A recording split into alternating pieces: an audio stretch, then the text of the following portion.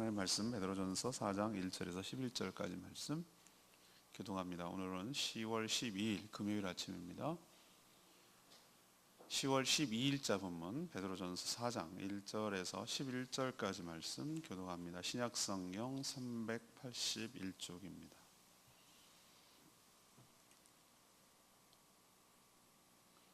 그리스도께서 이미 육체의 고난을 받으셨으니 너희도 같은 마음으로 갑옷을 입으라. 이는 육체의 고난을 받은 자는 죄를 그쳤음이니 그 후로는 다시 사람의 정욕을 따르지 않고 하나님의 뜻을 따라 육체의 남은 때를 살게 하려 하십니다. 너희가 음란과 정욕과 술 취함과 방탕과 향락과 무법한 우상 숭배를 하여 이방인의 뜻을 따라 행한 것은 지나간 때로 족하도다. 이러므로 너희가 그들과 함께 그런 극한 방탕에 다름질하지 아니하는 것을 그들이 이상하게 여겨 비방하나 그들이 산자와 죽은 자를 심판하기로 예비하신 이에게 사실대로 구하리라. 이를 위하여 죽은 자들에게도 복음이 전파되었으니 이는 육체로는 사람 심판을 받으라 영으로는 하나님을 따라 살게 하려 합니다. 만물의 마지막이 가까웠으니 그러므로 너희는 정신을 차리고 근신하여 기도하라. 무엇보다도 뜨겁게 서로 사랑할지니 사랑은 허다한 죄를 덮느니라. 서로 대접하기를 원망 없이 하고 각각 은사를 받은 대로 하나님의 여러 가지 은혜를 받는 선한 청지기 같이 서로 봉사하라. 만일 누가 말하려면 하나님의 말씀을 하는 것 같이 하고 누가 봉사하려면 하나님이 공급하시는 힘으로 하는 것 같이 하라. 이는 범사의 예수 그리스도로 말미암아 하나님이 영광을 받으시게 하려 함이니 그의 영광과 권능이 세세에 무궁하도록 있느니라. 아멘.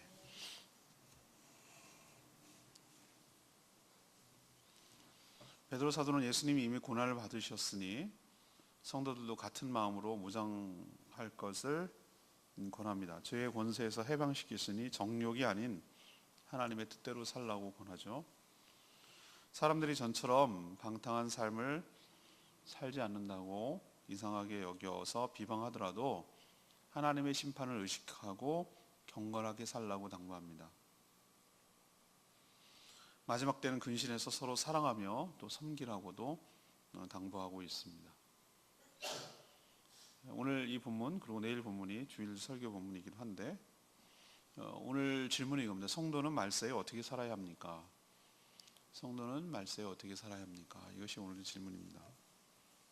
첫 번째로 1절에서 3절까지 말씀, 정욕에 따르지 말고 하나님의 뜻에 따라 살아가야 합니다. 마지막 때가 되어갈수록 여러 핍박과 고난, 유혹, 압박 이것이 심하죠. 베드로 사도는 예수님이 십자가에 육체의 고난을 받을 때 잘 참고 견디신 것처럼 성도들도 똑같은 마음으로 무장할 것을 당부합니다. 예수 그리스도께서 십자가의 대속의 죽음을 통해서 성도들을 죄와 사망, 사탄의 권세에서 해방시켜 주셨습니다. 전에는 선택의 여지가 없이 모든 사람들이 사단의 권세에 눌리고 죽음의 공포에 떨면서 여전히 죄를 지을 수밖에 없었으나 예수 그리스도를 믿어서 이제는 자유 권리가 생겨 선택할 수가 있게 되었습니다. 이것이 바로 1절에 말하는 죄를 그쳤다라고 말하는 것이죠. 그러니 이 자유로 전처럼 정욕에 물든 삶을 살지 말고 하나님의 뜻을 따라 육체의 남은 때를 살라라고 당부하고 있습니다. 예수님은 우리가 이렇게 자유의지를 가지고 정욕대로 살지 않고 거룩하게 살라고 그렇게 살게 하려고 십자가에서 그 값진 희생을 치른 것이다 라고 말하고 있습니다. 우리가 예수 그리스도를 믿기 전에는 역시 육신의 정욕대로 불신자처럼 지금 안 믿는 사람들처럼 똑같이 살아온 인생입니다.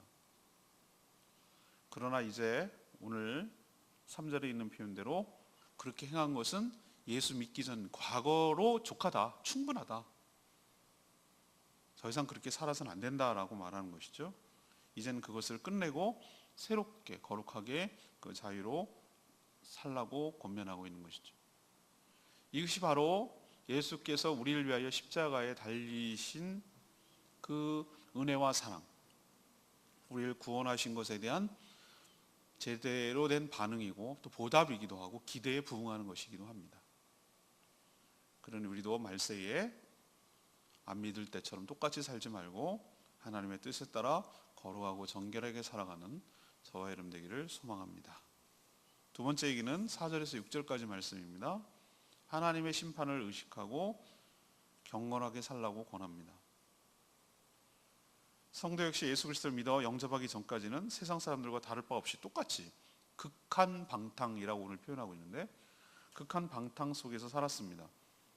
극한 방탕이 어떻게 사는 것입니까? 오늘 3절에 나오죠. 음란과 정욕과, 정욕이라는 것은 육신의 욕망에 따라 살아가는 것이에요. 술 취함도 극한 방탕에 속한다는 걸 기억하셔야 됩니다. 근데 자꾸 아니라고 변명하는 사람들이 많이 있습니다. 난 술이 세다는 둥, 어떻게 술 없이 거래를 하고 대화를 하고 비즈니스를 하냐는 둥, 여러 가지 이유를 대면서 하는데 성경에 명백하게 나와 있습니다. 술 취함은 극한 방탕의 종류의 한 카테고리 안에 들어가는 것입니다. 또 향락과, 술 취함과 곧 뒤따라 나오는 말이 방탕이죠. 방탕한 사람 아시겠습니까? 절제하지 아니하고 자기네 육신의 정욕대로, 욕심대로 그냥 기분 따라서 그냥 마구마구 살아가는, 시간을 허비하고 육신을 허비하고 갉아먹고, 시간을 갉아먹고 물질을 허비하고 시간을 허비하고 그렇게 살아가는, 그냥 막 놔버리는 삶, 이게 방탕한 삶이죠. 향락, 즐거움만 추구하는 삶, 늘 자기가 육신의 즐거움, 쾌락 이런 것만 추구하는 삶이 극한 방탕의 카테고리 안에 들어가는 거예요. 또 하나도 있습니다. 무법함. 무법이라는 것이 우리가 생명의 삶 할 때 말씀드렸죠. 무법이 뭐죠? 죄가, 법이 없는 것이 아니라 자기가 법인 것을 말하는 거예요. 자기가 법. 무법한이라고 형용사를 붙인 이유는 우상 숭배는 자기 욕망을 채우기 위한 투사된 그 허상이 바로 우상 숭배라는 것을 보여주기 위해서 무법한이라는 표현을 쓴 것이에요. 이 카테고리 안에 들어가는 것이 전부 다 뭡니까? 극한 방탕. 예수 그리스도를 믿기 전에 우리가 살아왔던 그 삶, 예수를 믿지 않고 살아가는 지금 현 세대에 살고 있는 모든 사람의 삶이 다 모양을 분석하고 구분하고 영역을 넣자면 요 안에 들어가는 거죠. 아니라고 말하지만 뭐 이거 그럴듯하게 포장해요. 레저니, 취미생활이니, 뭐 여가생활이니, 뭐라고 잘 문화니, 전통이니 라고 이렇게 포장을 하고 있지만 성경적으로 보면 극한 방탕 안에 들어가는 것이에요.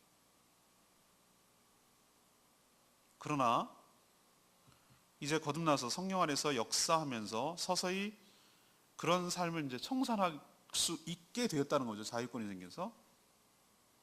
근데 사전에 뭐라고 합니까? 전에 같이 똑같이 방탕한 가운데 살던 사람들이 처음에는 왜 저래? 라고 의아하게 생각을 합니다. 좀 뭐가 다른데? 라고 생각하다가 나중에 뭐라고 합니까? 급기야는 4절에 비방합니다. 너만 잘났냐? 별나게 구네. 그러니까 광신도 되지 말라 그랬지. 너 왜 그래? 옛날에 안 그랬잖아. 라는 식으로 비방을 합니다. 교회 가면 쌀이 나오냐? 밥이 나오냐? 목사가 그렇게 좋대? 뭐 이러면서 빈정거리고 야유를 보내고 비난하고 이런 식으로 비방을 합니다. 왜? 자기랑 똑같이 안 살거든.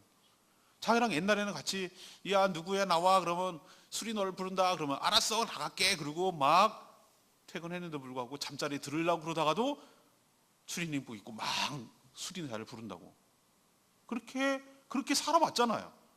근데 얘가 다르게 사니까 싫어 이제 안 가 뭐 자꾸 이렇게 하니까 처음에는 뭐 아픈가? 처음엔 그렇게 생각하다가 얘 삶이 달라진 거 보고 안 뭉쳐서 논일고 그러니까 비방하는 거예요.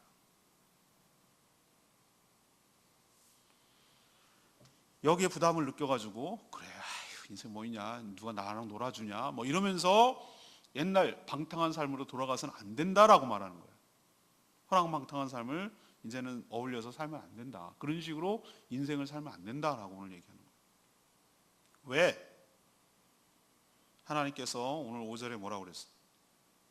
산자와 죽은 자를 심판하시느니, 그분이 누굽니까? 그 주 예수 그리스도 앞에서 자신이 정욕대로 방탕하게 살아온 모든 삶에 대해서 5절에 있는 말씀대로 사실대로 뭐 할 날이 오기 때문에 말하고 고백하고 실토할 날이 오기 때문에 심판이 있다는 거예요.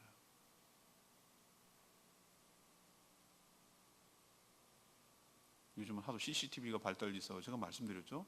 우리는 뭐 4K라고 그러면 화소수가 장난이 아닙니다. 요즘은 4K가 아니라 뭐 8K 정도 나가는데, 이제는 점점 발달하면은 우리 육신의 눈으로 보는 것과 화면 화질이 거의 다를 바가 없는 시대가 올 거예요. 그럼 전 예측하기를 이제는 우리가 평면으로 보는 시대는 끝났다고 생각해요. 이제 점점 어떻게 가냐면은 극장에서 보듯이, 극장 느낌 오시죠? 입체적으로 보듯이 이렇게 저는 위에서 이렇게 빔을 쏠 거라고 생각해요. 미래의 TV가 어떨까라고 생각을 하면은 저 이렇게 그려집니다. 위에 이제 어떤 공중이든지 옆 벽면이든지 뭐 설치하겠죠. 여러 가지 입체적으로 설치해서 무대에 이렇게 있는 것이 조명을 이렇게 놓고 관객들이 이렇게 노는 상태에서 텔레비를 보는 날이 올 거예요. 전 그걸 미래에 예측해요. 그래서 마치 리얼하게 내 앞에서 실제 현장에서 마치 꼭 옆에서 벌어지는 것처럼 그런 식으로 점점 실감나게 그렇게 보고 체험하는 시대가 올 거다라고 저는 예측을 해요. 점점 그렇게 되지 않겠습니까? 옛날 흑백 텔레비 생각하면 얼마나 우리가 옛날 흑백 텔레비 세대입니다. 근데 지금 보십시오. 얼마나 많이 발달. 자, 그런데 우리가 인간이 상상해낼 수 있으면은 그거는 가능하다는 얘기예요. 상상 못하니까 문제지. 인간이 달 날아갈까? 하늘을 날을까? 하늘 나르는 자동차 다 상상하는 대로 되게 있어요. 근데 문제는 우리가 상상할 정도도 이 정도인데, 하나님의 시대 딱 하면 우리가 태어나서부터 살아온 모든 것, 영원을 사는 거기 때문에 우리가 사는 100년을 살아본들 그건 아무것도 아니에요. 태어나면서 쭉 다 볼 거라는 거죠. 제발 좀 그만 이렇게 우리가 소리 지를 날이 올지도 모른다. 그걸 편집하려면 회개하는 수밖에 없어요. 기억에서 사라지게 해야 돼요. 하나님의 기억에서. 그렇기 때문에 이걸 의식을 해야 되는 거예요. 우리가 그렇게 또 어울려서 다 기꺼이 가까스로 구원을 해놨더니만 한다는 짓이 또 옛날로 다시 돌아가서 방탕한 삶을 청산하려고 그 끄집어내서 가까스로 건져놨더니만 옛날로 또 그 무리들하고 어울리는 것들하고 나가가지고 방탕한 삶을 하는 것에 대해서 이실직고할 날이 온다고.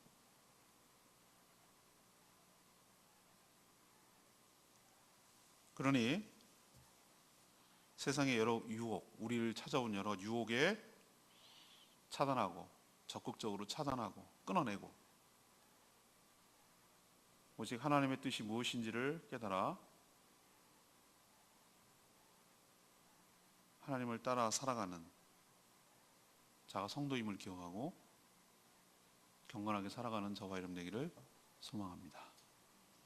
세 번째는 7절에 11절까지 말씀, 정신을 차리고 근신하며 살아가야 됩니다. 오늘 질문이 뭐였죠? 말세의 성도들은 어떻게 살아가야 됩니까? 이것이 오늘 질문이었습니다.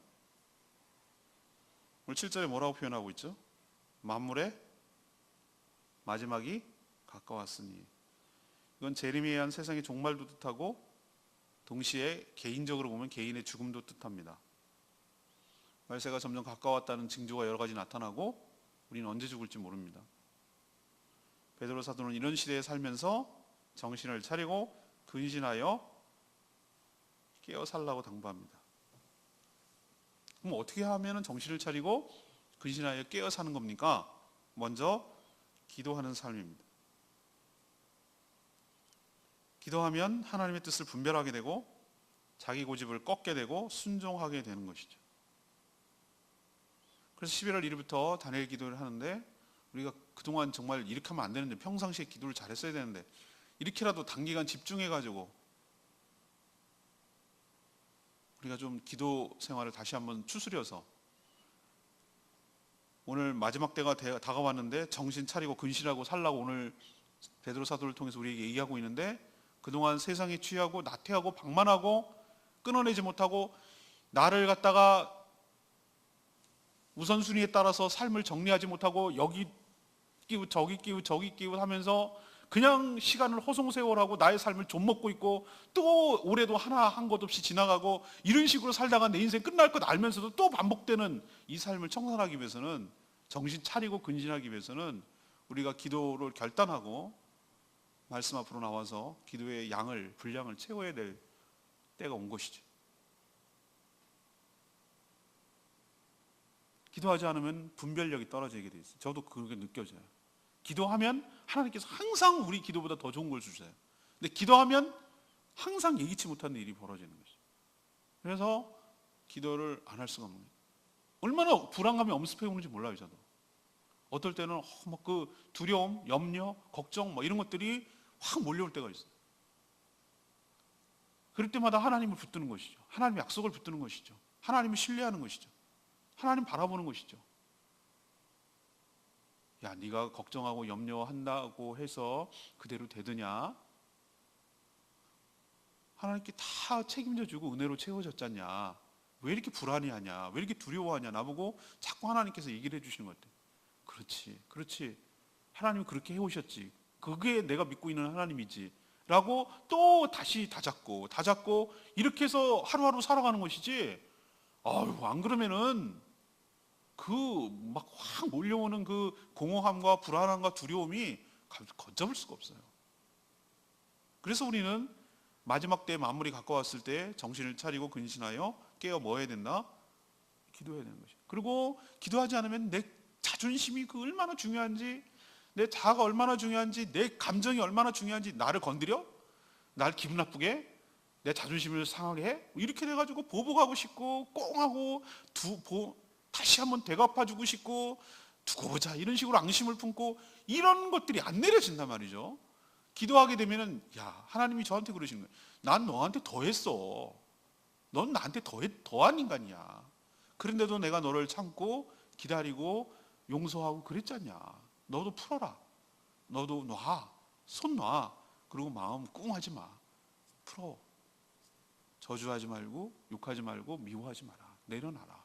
라고 그렇게 저를 설득하고 그러기 때문에 그래 그렇다고 또 내려놓으니까 내가 사는 거지. 저도 얼마나 정말로 상처받으면은 똑같이 되갚아주고 싶은 마음 막 여기 올라오고, 그럴 때 어떻게 하겠어요? 막 부당하고 억울한 일 당하면 막 보복해주고 싶고 나도 똑같이 당하게 해주고 싶고 이런 마음이 나도 스물스물 올라오는 거예요. 기도하지 않으면 내 고집대로 하면 일 그르치는 것이. 그래서 깨어 기도하라고 라고 말하는 첫 번째 얘기가 그거예요. 두 번째는 뭡니까? 하나님의 사랑을 가지고, 네가 하나님의 사랑을 입었다면, 네가 하나님의 사랑을 받았다라는 게 느껴진다면, 야, 내가 한 것에 비해 정말 과분하네 라고 느껴진다면, 다른 지체들도 뜨겁게 서로 사랑하라고, 그렇게 살라고 라고 얘기를 하는 것이죠. 왜? 사랑이 뭘로 나타나는가? 그 사람의 허물을 덮어주는 것으로. 사랑은 모든 허다한 허물을 덮어주는 것이라. 따지고 네가 잘못했지 이렇게 인정받으려고 하고 분명히 굴복시키려고 이런 것들이 아니라, 알지, 서로 알아. 그렇지만 때로는 모른 척 해주고, 때로는 그냥 덮어주고, 때로는 지나가주고, 때로는 참아주고, 때로는 기다려주고, 이렇게 하는 것이 사랑. 이게 뜨겁게 사랑한다는 게 막 뭐 불타오르는 연애하듯이 막 이런 게 아니라, 이게 은근함, 그리스도의 사랑으로 하나님이 나를 사랑하듯이 그렇게 서로 사랑하는 것이 마지막 때에 살아가는 것이죠. 또 하나 있어요. 사랑은 어떻게 나타나는가? 서로 대접하기를 뭐하고? 원망 없이 하고. 내가 왜 이거 해야 돼? 해도 끝이 없어. 어우, 정말 알아주지도 않아. 이런 거 하지 말고. 웬 손님은 이렇게 자주 오는데 우리가 무슨 뭐 시다발이야? 뭐 이런 말 하지 말고, 원망 없이 서로 대접하고 자신의 것을 남과 나누고 섬기고 베풀고 그렇게 살라고 얘기를 하고 있어요. 나를 필요로 하는 자들에게, 나를 찾아온 자들에게 따뜻하게 환대하고 정성을 다해 섬기라고 오늘 얘기하고 있어요. 이게 마지막 때에 살아가는 성도의 삶이라는 거예요. 왜? 곧 끝이 오기 때문에 움켜잡아봐야, 다 챙겨봐야 다 내게 되는 게 아니에요. 다 놓고 가야 돼요. 또 하나님이 주신 은사를 가지고 선한 성지기처럼 서로 뭐 하라고요? 봉사하라고, 봉사하라고. 자기 힘이 아닌 하나님이 공급해 주신 힘으로 봉사하기를 원하죠. 그러면 이 모든 일을 통해서 예수 그리스도로 말미암아 누구에게? 하나님에게 영광이 돌아갈 줄로 압니다. 이것이 마지막 때에 성도들이 잘 사는 방법인 줄로 압니다. 11절에 있는 말씀, 만일 누가 말하려면 하나님의 말씀을 하는 것 같이 하고, 누가 봉사하려면 하나님이 공급하신 힘으로 하라고 그랬어요. 성도가 교회 안에서 여러 가지 섬기고 봉사할 때 절대 잊지 말아야 될 게 하나 있어요. 시작, 그리고 중간 과정, 그리고 그 결과가 모두 다 하나님께 향하고 있어야 되는 것이에요. 자신은 철저하게 빠져야 되는 거예요. 이게 빠지면은 정말 시큰 봉사해놓고 일 그르치는 것이에요. 저도 정말 조심하려고 애를 써요. 이 부분에 있어서. 네가 했냐? 절대 내가 했다고 생각하면 안 되는 것이에요. 이것에 반대되는 것이 뭐냐면, 내가 내 힘으로 내 영광을 위해서 일하면 이게 정반대의 삶이에요. 이게 하나님이 나를 통해서 하나님이 주신 힘으로 하나님의 영광을 위해서 해야 되는 것이에요. 그럴 때 이게 일을 잘하는 거예요. 시컷 많이 해놓고서 내가 내 힘으로 내 영광을 위해서 겉으로는 하나님을 위한 척하지만 사실은 내가 이렇게 하면은 이게 성경에 충돌하는 거예요. 가장 우리가 여기서 많이 넘어져요. 신앙이 좋고 믿음이 좋고 봉사 많이 하는 사람들 중에 왜 이렇게 실족하고 왜 넘어지는 줄 아세요? 이게 안 됐기 때문에 그런 거예요. 궁극적으로는 자기 영광을 내가 인정받으려고 하고, 내가 이게 했지라고 그 업적을 자랑하려고 하고, 은근히 자기가 이렇게 인정받고 존경받고 그러려고 하는 거예요. 그렇다면 이건 일이 잘못된 거예요. 하나님이 주신 힘으로 해야 돼요. 우리 보고 하나님께서 과도하게 네 이상으로 하라고 하지 않아요. 하나님께서 나에게 주시는 만큼만 하면 되는 거예요. 나에게 주신 은사대로, 나에게 주신 힘대로, 힘 닿는 대로 나로서는 최선을 다하면 되는 거예요. 하나님이 너 그 이상을, 너 그거밖에 못해, 이렇게 말하는 분이 아니에요. 하나님은 절대로 그런 분이 아니에요. 제가 알고 있는 하나님은 내가 주어진 것에서 내 역량으로서 내가 최선을 다하면 되는 거예요. 더 이상 내가 어떻게 더 할 수 없을 정도로 정말 정성을 다해서 진실로 최선을 다하되 너는 빠져. 너는 빠지고 누가 하셨다고 고백을 하고, 실제로 그렇고 하나님이 나를 통해서 하고 모든 것이 이루어진 것이 있다면 다 이것은 하나님 때문이고 하나님 덕분이고 하나님께 칭찬이 돌아가도록 그렇게 살아가는 것이 성도의 태도일 줄로 믿습니다. 실제로 하나님이 섬길 수 있는 은사를 주셨어요. 은사는 주신 목적이 자기 아닌 다른 지체들, 교회를 세우라고 주신 것이, 그렇게 함으로 하나님께 영광이 돌아가게 됩니다. 자기가 자기 힘으로 자기 영광을 구할 때 망하는 지름길이에요. 그것이 오히려 하나님의 영광을 가리는 가장 잘못된 짓을 하고 있는 죄인 것을 기억하고 오직 하나님의 은혜로 오직 하나님께 영광을 돌리는 복된 인생으로 살아가는 저와 여러분 되기를 소망합니다. 그래서 저도 조심해야 되고, 저도 예외가 없기 때문에, 저도 얼마나 자기 그 목회자라고 안 그래요. 굉장히 자기 야망과 자기 영광을 추구하는 분이 굉장히 많아요. 저도 그럴까 봐 두려워요. 내가 드러날까 봐, 내가 영광을 다 취할까 봐. 그럼 천국에서 상이 없어요. 하나님이 영광 받으시고 하나님이 인정하면 그걸로 되는 거예요. 잘했다, 착하고 충성된 종아. 사람한테 인정에 목마를 필요 없어요. 사람들이 알아주는 거 그거 중요하지 않아요. 진짜로 중요한 건 하나님이 알아줘야지. 다 실컷 해놓고 은혜로 시작해놓고 공로로 마치려고 하는 분들이 인생이 끝이 안 좋은 거예요. 나는 없어져야 돼요. 나는 사라져야 되고 나는 없어지고 내가 아닌 예수가 드러나야 돼요. 그러면 잘하는 거예요.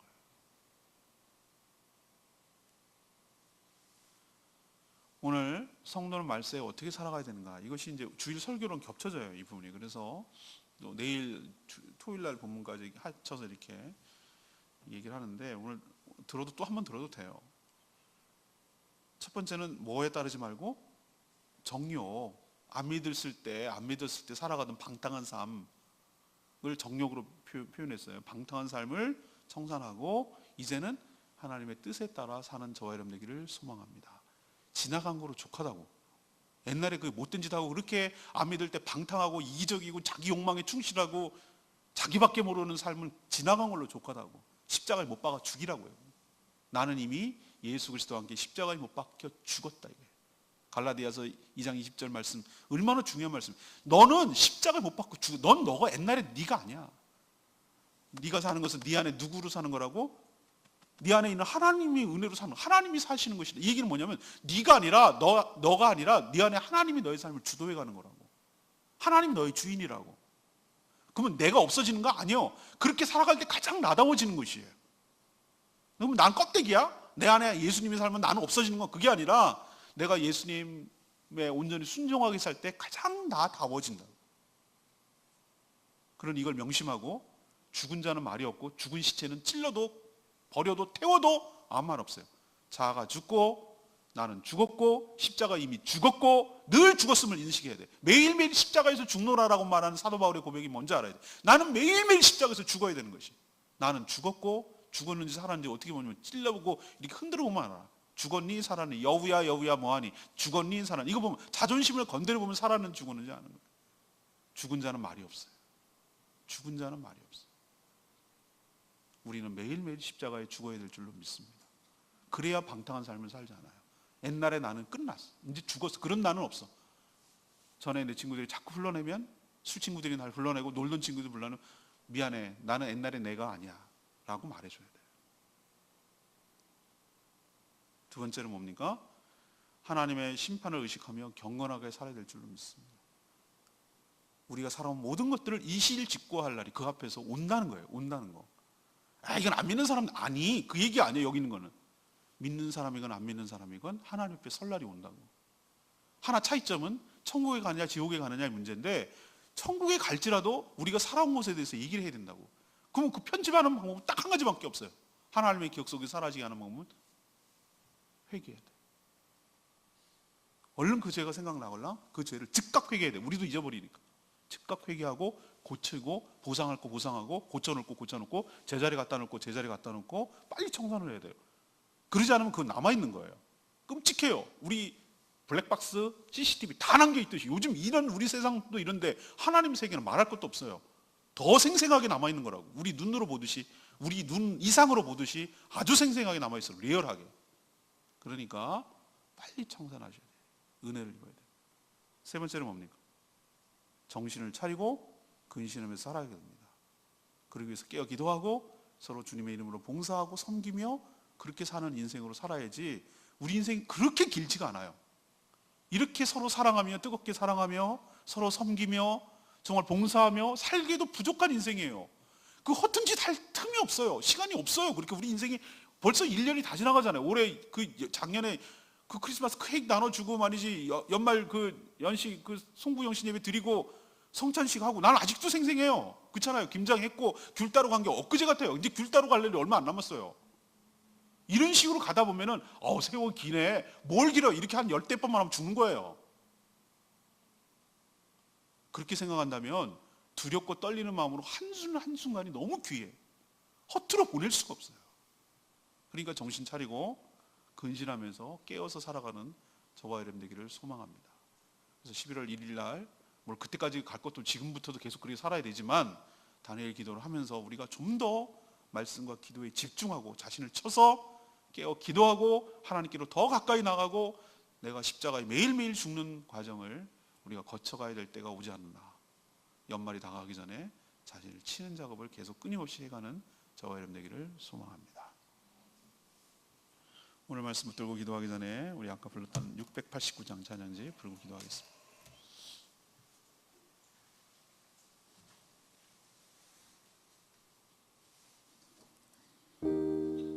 내가 주님의 기쁨이 되기를 원합니다.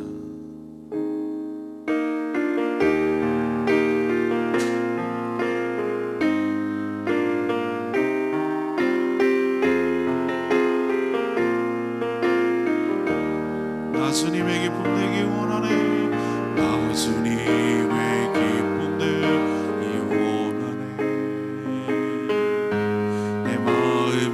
새롭게 하소서. 새 무대가 되게 하여 주사. 주님의 빛 비추게 하소서. 내가 원하는 한 가지 주님의 기쁨이 되는 것. 내가 원하는 한 가지 주님의 기쁨이 되는 것. 겸손히 내 마음 드립니다. 나의 모든 것 받으소서. 나의 마음 깨끗게 씻어주사. 주의 일로 행하게 하소서. 내가 원하는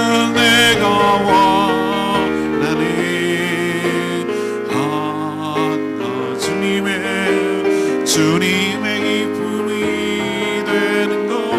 내가 원하는 한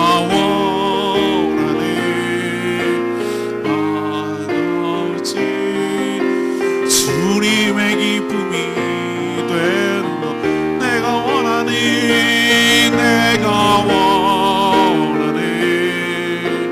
한 가지 주님의 기쁨이 되는 것. 내가 원하는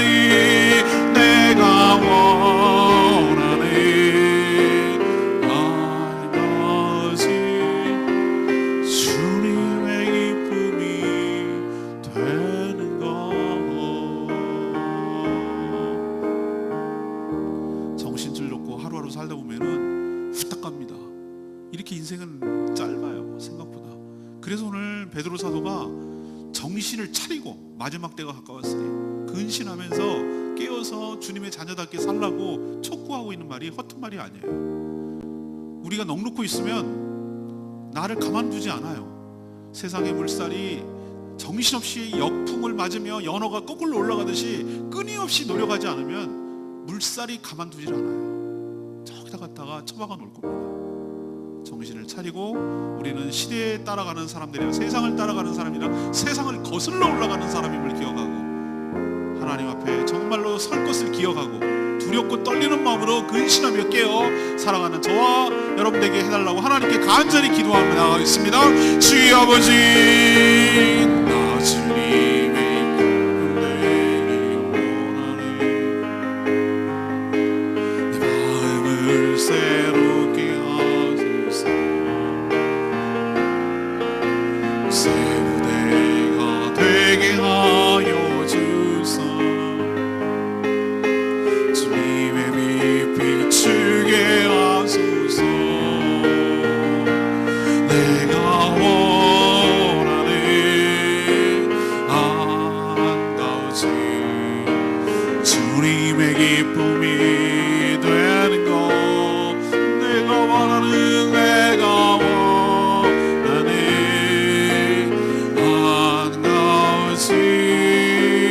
주님의 기쁨이 되는 것.